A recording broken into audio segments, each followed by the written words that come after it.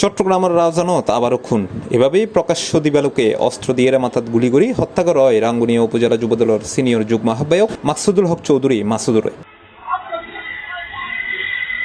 June 13 তারিখ শনিবার 2000 তারিখে রাউজানের ফাতুলি সমনি বাজারত ওষুধ কিনিবের সময় দুর্বৃত্ত আইরে মাথাত গুলি করলে ঘটনাস্থলেই তার মৃত্যু হয়। আমার ভাই রাজনীতি করছে, আমার ভাই কোন ধরনের সন্ত্রাসী কার্যকলাপে ছিল না। আমার ভাই আপনারা আমার কাছ থেকে কোনো সাক্ষাৎকার দেবেন না। সিসিটিভি ফুটেজ বিশ্লেষণ করে পুলিশ জানাইয়ে হত্যাকাণ্ডে সরাসরি অংশ নিয়ে 6 জন সন্ত্রাসী, এর মধ্যে 2 জন খুব হাসত্তন তার মাথাত অস্ত্র ঠেকাই গুলি করে মৃত্যু নিশ্চিত করে ইদাহি।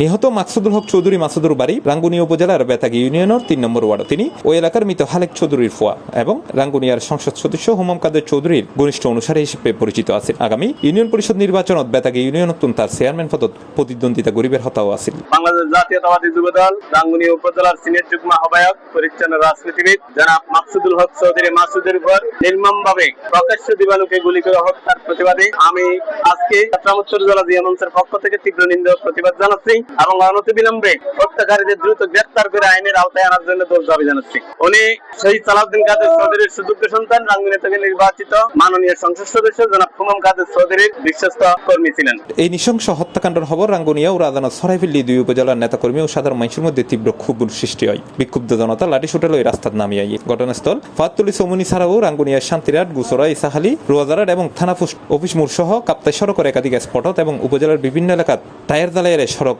অবরোধ করে বিক্ষুব্ধ জনতা।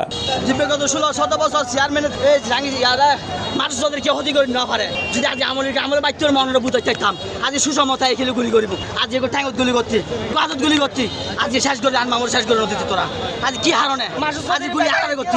এই যেমন কর্মীর ক্ষতি আজ হিন্দু, বৌদ্ধ, খ্রিস্টান হনুমা মানুষ হইতে জন্য আজ মানুষদের কেউ ক্ষতি করছি, কেউ তো সাদা লইছি, কেউ তো কেউ গুলি করছি, কেউ ক্ষতি করছি। আজ এই লোক মানুষের আজ বেতাকে ক্ষতি নিভাই দিয়েছি তোরা কিনলে কি হারণে আজ জবাব গরম করিব। রাউজান থানার ওসির হইম দে সুষ্ঠু তদন্ত করিয়ে 24 ঘন্টার ভিতরে আরো তদন্ত করে ফরমান দিবেন, নইলে অতি শুদ্ধ রোজান রাঙ্গুনিয়া পর উত্তর জেলা যত নেতা কর্মী আছে ব্যাক করলে মারতে একদম ইনশাআল্লাহ ছড়ে বিচার না পাই অতকাল আসলে আর রাঙ্গুনিয়া রোজান রাঙ্গুনিয়া পর উত্তর জেলা আমি মিটিং করছি।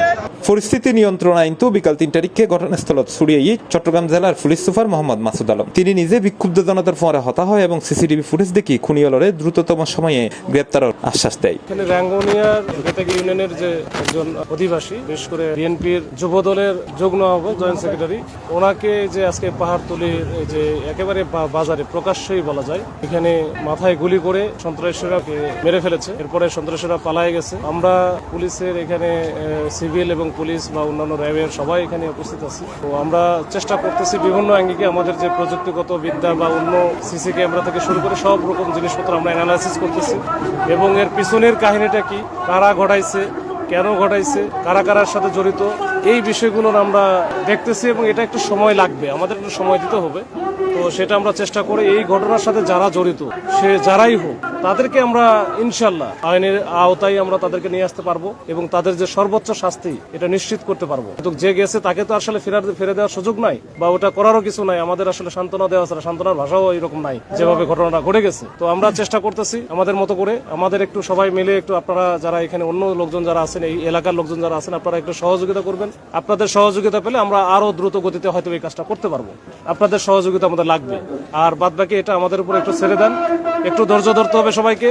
সবাই একটু ধৈর্য ধরেন, ইনশাল্লাহ এটার একেবারে মূলটা উঠে নিয়ে আসতে পারবো। তার দীর্ঘ চেষ্টার পর বিকাল 4:30 তারিখে আন্দোলনকারী রাস্তা ছাড়িয়ে দিলে দীর্ঘ 3 ঘন্টা পর কাপ্তাই সড়কত পুনরায় যান চলাচল স্বাভাবিক হয়। স্থানীয়রা জানায় নিহত মাসুদ এলাকার বালুর ব্যবসা সহ বিভিন্ন অন্যায়ের বিরুদ্ধে সবসময় সুচ্চার আছিল। তার এই অন্যায়ের বিরুদ্ধে অবস্থান লুবের হারণেই তারে টার্গেট করে খুন করে বলে ধারণাগরের বোধকিয়াই অনাকাঙ্ক্ষিত পরিস্থিতি এড়াইতে রাউজান ও রাঙ্গুনিয়ার সীমান্ত এলাকায় ব্যাপক অতিরিক্ত পুলিশ মোতায়েন করা হয় বর্তমানে। C+ TV Chittagong.